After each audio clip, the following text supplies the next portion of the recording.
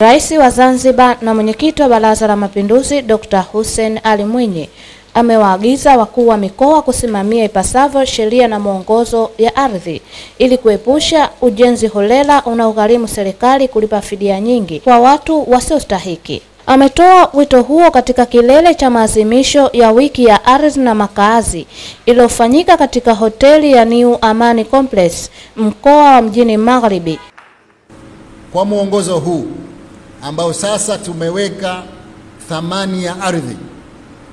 Zamani thamani ilikuwa ni kile kilicho juu ya ardhi, kama ni nyumba au labda ni mazao, mimea.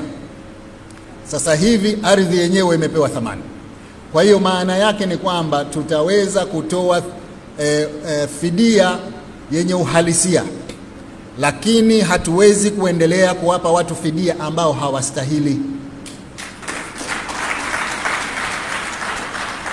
Ukijenga kwenye hifadhi ya barabara, hatutokulipa fidia.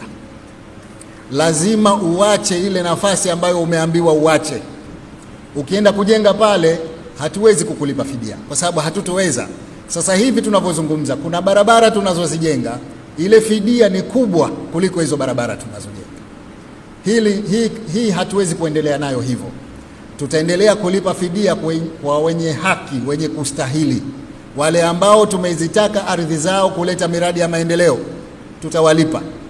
Lakini wale ambao wamevamia kwenye hifadhi za barabara na kwingineko ambako hawastahili, kwenye viwanja vya wazi, kwenye mashamba ya serikali, hao tunawaeleza kabisa kwamba hatutolipa fidia kama huna vibali stahili.